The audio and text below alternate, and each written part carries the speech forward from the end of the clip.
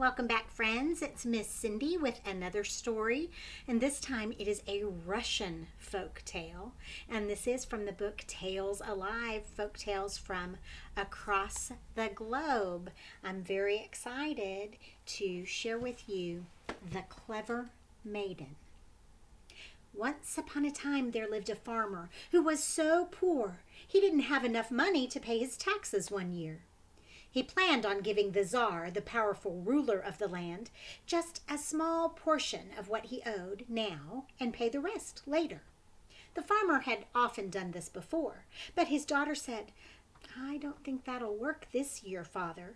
I am sure the Tsar will want nothing less than the full amount." When the Tsar arrived at the farmer's cottage to collect the tax money, he was angered that the farmer did not have all the money. "You must pay all that is due," the Tsar declared, "and nothing less." The farmer hung his head. "I should have listened to my daughter. She was certain that you would not accept anything less than all the money this year." "Is your daughter really that clever?" asked the Tsar. "She is," the maiden's father replied. "I'll tell you what I'll do, then," the Tsar said. "Don't worry about the taxes for now. Tomorrow I will send over a basket full of eggs that need hatching. I myself will return in a week's time to collect the chicks. But if your daughter does not succeed in hatching them," he warned with a stern look, "I shall have no choice but to throw you both in prison." The eggs arrived the next day, and the maiden examined them carefully. She held them in her hands and weighed them, and then saw to her dismay that the eggs were hard boiled. "Oh, no!" wailed the farmer. "Now we shall be thrown in prison for sure." "Don't worry, Father," the maiden replied. "It won't come to that. I'll think of something else." Well, the morning the Tsar was expected to pick up the chicks, the maiden boiled up a handful of dried beans. She gave them to her father and told him to work in the garden alongside the lane to their cottage. "When the Tsar is within earshot," the maiden went on, "be sure to call out, 'May these boiled beans grow stout and tall.'" The farmer did as his daughter had instructed him, and as she predicted, the Tsar stopped his carriage, shaking his head in disbelief. "Foolish man," he cried out, "how can you think those boiled beans will ever grow?" Recalling what his daughter had told him to say, the farmer replied, "The same way chicks grow from boiled eggs." Seeing that the maiden had not fallen for his trick, the Tsar threw back his head and laughed, and ordered his carriage home. The Tsar was a proud man, however, and his game was not over yet. A week later he brought a skein of yarn to the farmer's home and ordered the maiden to weave enough cloth to clothe all his palace servants, or else. The farmer wrung his hands with worry, but the maiden took it all very calmly. "Don't fret, Father," she said. "I'll think of something." When the Tsar returned for the cloth, the maiden handed him a piece of wood. "I'll weave the cloth once you have made me a loom from this single piece of wood," she said. Once again, the Tsar was enchanted by the maiden's clever answer. The Tsar paid a third visit to the cottage, this time with a tiny silver cup in hand. "Maiden, with this cup I would like you to empty the seas surrounding my palace so that I may have more pasture land for my animals." The following week he smiled when the maiden presented him with a smooth stone. "I shall empty the seas surrounding your palace when you are able to block up all the rivers of the world with this one stone," she said. The Tsar was not really a heartless man, despite his position of power. From his weekly visits he had grown to love the farmer's daughter. For her part, the maiden had also fallen in love with this man who valued her cleverness. The farmer was very pleased and relieved when the Tsar announced that he wished to marry the maiden. What a grand wedding it was, followed by a fabulous feast and dancing until dawn. Before the tired and happy couple went to bed, the maiden, or Tsarina as she would now be called, took her husband aside and placed a piece of parchment and a pen in his hand. "I ask just one small favor of you," she said. Please put in writing that if you are ever displeased with me and ask me to leave my new home, I be allowed to take with me any one thing that I treasure above all else." The Tsar agreed to this request and wrote out the words. He signed his name to the document, then folded it and sealed it with sealing wax, pressed flat with his royal ring. Several years passed, and they were happy ones. But, as married couples do everywhere, the Tsar and Tsarina quarreled one evening. In his anger, the Tsar shouted, "Woman, you are impossible! Get out of my sight! I wish never to see you again!" "As you please," the Tsarina replied. "But it's late. I will pack my belongings now, but allow me to leave in the morning." The Tsar grudgingly agreed. He took his usual bedtime drink upstairs to the bedchamber, unaware that his wife had slipped a sleeping potion into his cup. When he was sound asleep, the Tsarina ordered that the royal carriage be readied, and the Tsar put into it.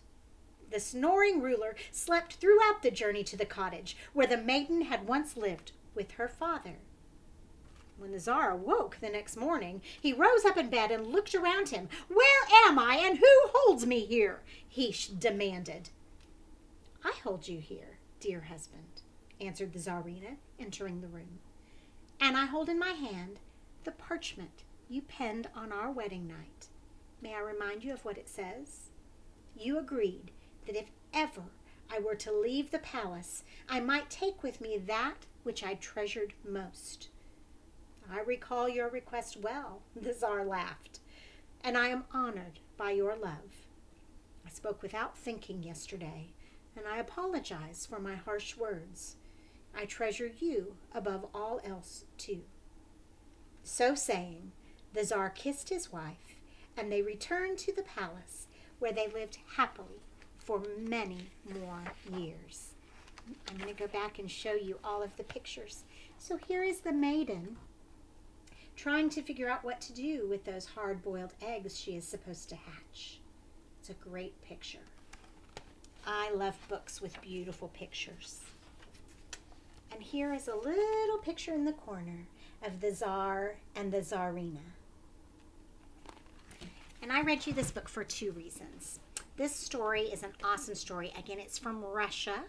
I'm trying to remember what continent Russia is on. It's in Europe, yes, and it's right on the border of another continent. So I want you to think about that. That's a good question, something to look up for me. And two, also three reasons, right? So I want you to think about the continent that Russia is in.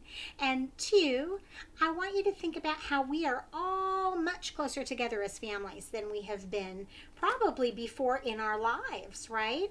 The last time I can remember that I have spent so much uninterrupted time in the same place as my family, besides being on vacation, which is a little bit different because you have lots of things to do. But here in my home was when my son was an infant. So he is 11 and a half now. So if we think, 10 and a half to 11 years ago is the last time that I can remember that myself, my husband, and my son have all been spending this much time together. And as we do, when people are really close to each other, we tend to argue sometimes, right? We might get on each other's nerves. I bet that's happened a little bit in your families too. I know sometimes even in our classes, when we're working together very closely, we get irritated with little things that our classmates do. So now that we are together so much in just concentrated time without any breaks, I'm going to take my glasses off so I can really see you. We are just together and no time away, and so we might get on each other's nerves and get irritated. But the thing I want you to take away from this is, no matter how irritated and angry the Tsar got with the Tsarina, she always remembered that he was the most precious thing to her, the thing that she valued and loved above anyone else. And he felt the same way. And so even though people argue sometimes because they're close together or they get irritated with each other, we as my family, we still love each other very deeply, and I know that you do too at your house. So that's something really to think about when you're getting tired of sharing your room with your sister, or having to share resources like the computer to be able to watch things, or some of you play games online or through a video console. Those are things to think about when we are tired of having to share those things and we are together all the time, and trying to get our parents' attention and time when they are having to work. Remember that you love and value each other above anything else, above anything else. So that's a very important message from this story. And the second thing that, I guess this is the third thing, right? The third thing that I think is really interesting about this story is that there are kind of riddles to figure out, right? The first riddle is the Tsar giving the maiden hard-boiled eggs and telling her to hatch them. Well, she figured that out pretty quickly. And so she replied with her own riddle, which was giving her dad the boiled beans to plant and to say that he was going to grow, right? So then the Tsar came in, and what did he do? He gave the maiden some yarn, a skein of yarn, and said, you need to weave this into cloth, and you need to make enough to make clothes for everybody who lives in my palace. Well, golly, that's a lot, right? So there's no way she could do that with one skein of yarn. So she gave back one piece of wood and said, when you make me a loom with this one piece of wood, then I will weave your yarn for you, right? Yeah. And then the very last thing that he did was he brought her a cup. And he said, I want you to collect all of the water in the seas so that I will have more pasture land around my palace.